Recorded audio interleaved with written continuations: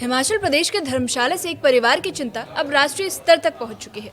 Venezuela में फंसे पालमपुर के युवक रक्षित चौहान की सुरक्षा वापसी को लेकर परिवार प्रधानमंत्री नरेंद्र मोदी और विदेश मंत्रालय से गुहार लगा रहा है। 19 फरवरी को बड़े बेटे की शादी है, लेकिन सबसे पहले परिवार अपने बेटे को सकुशल घर देखने की आस लगाए बैठा है। 7 जनवरी के बाद से रक्षित से कोई संपर्क नहीं हो पाया है। अब पूरे मामले में जहाज के सीज होने और अमेरिकी अधिकारियों के अंदर होने की बात सामने आ रही है।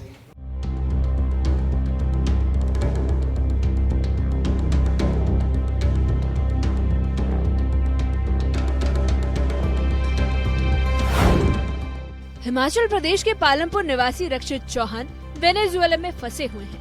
परिजनों के मुताबिक रक्षित एक विदेशी शिपिंग कंपनी के जहाज पर क्रू मेंबर के तौर पर कार्यरत थे। 7 जनवरी को परिवार से उनकी आखिरी बार बातचीत हुई, जिसके बाद से संपर्क नहीं हो सका है। परिवार का कहना है कि आखिरी बातचीत के दौरान रक्षित ने बताया था कि वो ऐसे क्षेत्र में रहेगा जहां नेटवर्क की समस्या हो सकती है। इसके बाद से उसका मोबाइल फोन बंद आ रहा है। परिजन रक्षित की मौजूदा स्थिति को लेकर चिंता में है। साथ तो ये कोई बात क्या बोले मेरा फोन बंद हो यहाँ, बोले महीना लगेंगे, 15-20 दिन लगेंगे। इसके बाद क्या होया, क्या खबर आई वहाँ? खबर आई भाई जा रहे ये बोले फोन पे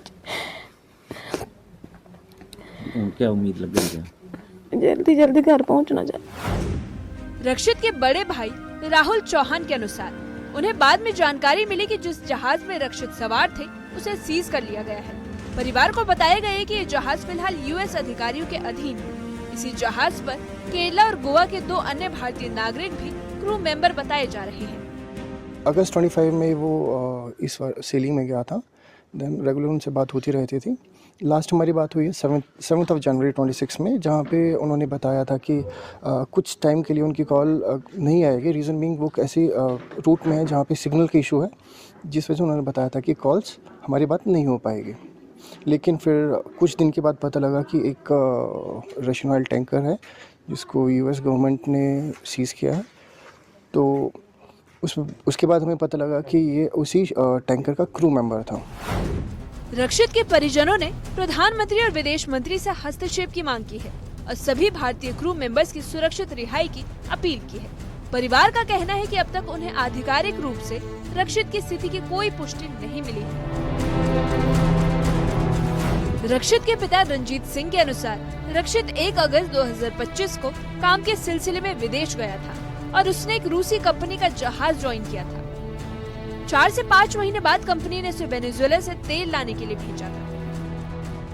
1 अगस्त 25 को घर से गया था, वो ईरान गया सीधा, और वहाँ से उसने रशिया कंपनी का जहाज था उसमें मतलब उसने ज्वाइनिंग कर दिया। और उसके बाद 3-4 महीने तक वो वहीं मतलब एशिया में रहे, सेलिंग करते रहे। 3-4 सेलिंगें की उन्होंने, 3 तक। तो उसके बाद फिर कंपनी का फ़ोन आया कि आप वेनेजुएला कंट्री है, वहाँ तेल लेने के लिए चले जाओ। तो बेटे ने कहा कि हम वेनेजुएला जा रहे हैं, तो वैसे घूम के जाएंगे तो 60 दिन लगेंगे, पर पापा बोले घर में मेरे बड़े भाई की शादी है, तो शायद में मतलब मेरे को लग रहा है कि वे शॉर्ट कर जाएंगे, तो 30-35 दिन में हम पहुँच जाएंगे वेनेजुएला। तो जब ठीक उन्होंने बताया मेरे को कि कोई बात नहीं, आपने चिंता नहीं करनी है, कोई नॉर्थ सी है, कहीं तूफान आते हैं, वो तो मतलब उसमें आपने चिंता नहीं करनी है, सोमालिया से होकर गुजरना है, तो हमें मतलब फोर्स भी मिल जाएगी वहाँ पे, मतलब कोई ऐसी बात नहीं है। परिवार का ये भी कहना है कि स्थानीय विधायक ने मामले की जानकारी ली है और राज्य सरकार के स्तर पर भी प्रयास किए जाने का आश्वासन दिया है। फिलहाल परिवार केंद्र सरकार से आधिकारिक मदद और स्थिति साफ होने का इंतजार कर रहा है।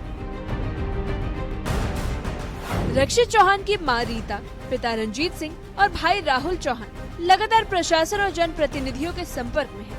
विधायक और राज्य सरकार ने मदद का भरोसा दिया है, लेकिन परिवार की मांग साफ है। कूटनीतिक स्तर पर हस्तक्षेप कर सभी भारतीयों को जल्द से जल्द सुरक्षित स्वदेश लाया जाए।